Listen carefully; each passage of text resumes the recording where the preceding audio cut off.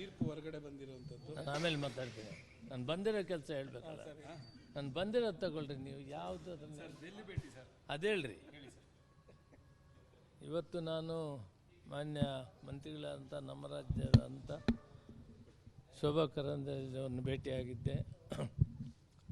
ಬೆಂಗಳೂರು ಗ್ರಾಮಾಂತರ ಜಿಲ್ಲೆಯಲ್ಲಿ ವಿಶೇಷವಾಗಿ ಬಹಳ ದೊಡ್ಡ ಪ್ರಮಾಣದಲ್ಲಿ ಕಾರ್ಖಾನೆಗಳು ಬರ್ತಾಯಿದೆ.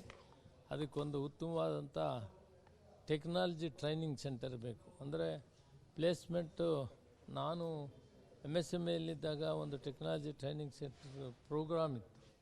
ಅದರಲ್ಲಿ ಪ್ಲೇಸ್ಮೆಂಟ್ 80 to 90% ಇರ್ತಿತ್ತು. ಅಂಥ ಟ್ರೈನಿಂಗ್ SLC ಫೇಲಿಂದ ಹಿಡಿದು MTech ಆಗಿರೋರು ಕೂಡ ಟ್ರೈನಿಂಗ್ ಕೊಡುವಂಥದ್ದು ಸ್ಟೆಪ್ಸ್ ಇರ್ತದೆ.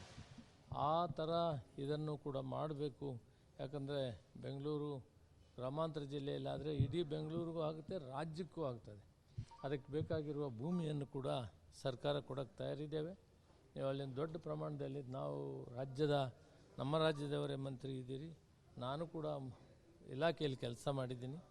ಆದ್ದರಿಂದ ಇದನ್ನು ಮಾಡಿಕೊಡ್ಬೇಕಂತ ಒತ್ತಾಯವನ್ನು ತಂದಿದ್ದೀನಿ. ಮಂತ್ರಿಗಳು ಒಪ್ಕೊಂಡಿದ್ದಾರೆ, ಮಾಡೋಣ.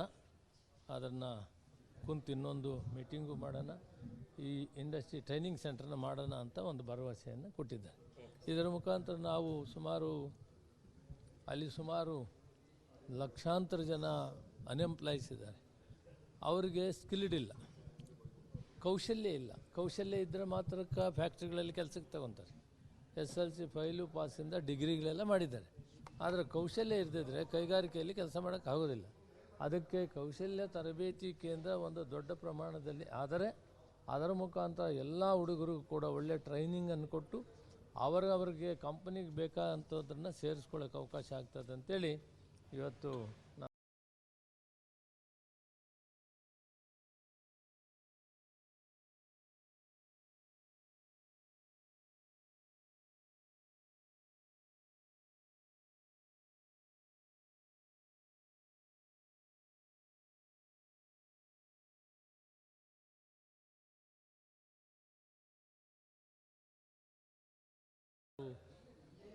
$13,000 to 14,000 BPL ಕಾರ್ಡ್ಸ್ ಇದೆ.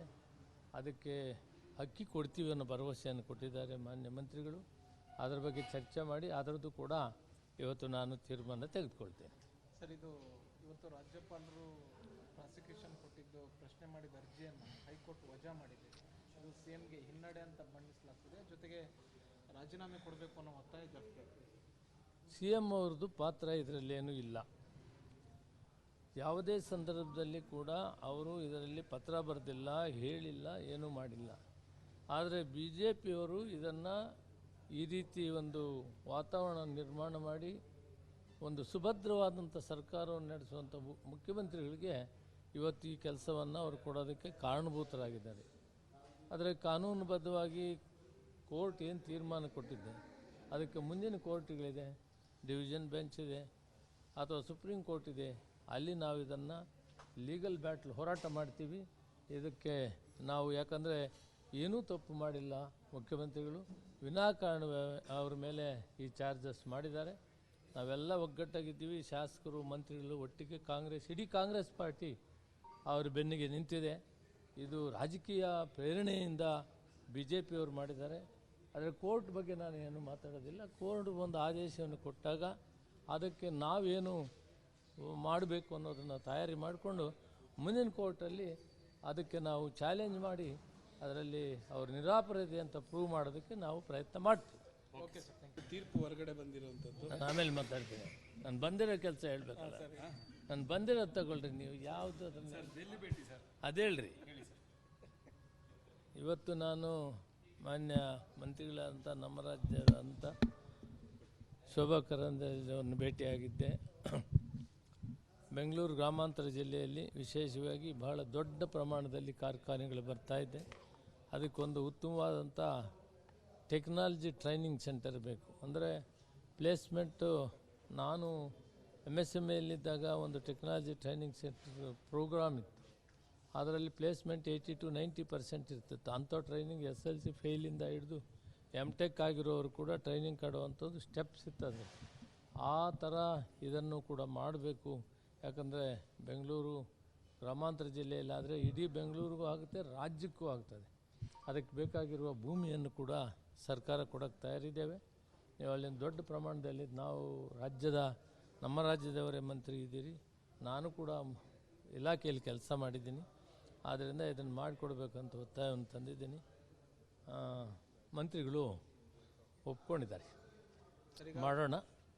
ಅದನ್ನು ಕುಂತು ಇನ್ನೊಂದು ಮೀಟಿಂಗು ಮಾಡೋಣ, ಈ ಇಂಡಸ್ಟ್ರಿ ಟ್ರೈನಿಂಗ್ ಸೆಂಟರ್ನ ಮಾಡೋಣ ಅಂತ ಒಂದು ಭರವಸೆಯನ್ನು ಕೊಟ್ಟಿದ್ದಾರೆ. ಇದರ ಮುಖಾಂತರ ನಾವು ಸುಮಾರು ಲಕ್ಷಾಂತರ ಜನ ಅನ್ಎಂಪ್ಲಾಯ್ಸ್ ಇದ್ದಾರೆ. ಅವರಿಗೆ ಸ್ಕಿಲ್ಡ್ ಇಲ್ಲ, ಕೌಶಲ್ಯ ಇಲ್ಲ. ಕೌಶಲ್ಯ ಇದ್ದರೆ ಮಾತ್ರಕ್ಕೆ ಫ್ಯಾಕ್ಟ್ರಿಗಳಲ್ಲಿ ಕೆಲಸಕ್ಕೆ ತಗೊತಾರೆ. SLC ಫೈಲು ಪಾಸಿಂದ ಡಿಗ್ರಿಗಳೆಲ್ಲ ಮಾಡಿದ್ದಾರೆ. ಆದರೆ ಕೌಶಲ್ಯ ಇರದಿದ್ದರೆ ಕೈಗಾರಿಕೆಯಲ್ಲಿ ಕೆಲಸ ಮಾಡೋಕ್ಕಾಗೋದಿಲ್ಲ. ಅದಕ್ಕೆ ಕೌಶಲ್ಯ ತರಬೇತಿ ಕೇಂದ್ರ ಒಂದು ದೊಡ್ಡ ಪ್ರಮಾಣದಲ್ಲಿ ಆದರೆ ಅದರ ಮುಖಾಂತರ ಎಲ್ಲ ಹುಡುಗರಿಗೂ ಕೂಡ ಒಳ್ಳೆ ಟ್ರೈನಿಂಗನ್ನು ಕೊಟ್ಟು ಅವರಿಗೆ ಕಂಪನಿಗೆ ಬೇಕಾದಂಥದ್ದನ್ನು ಸೇರಿಸ್ಕೊಳ್ಳೋಕೆ ಅವಕಾಶ ಆಗ್ತದೆ ಅಂತೇಳಿ ಇವತ್ತು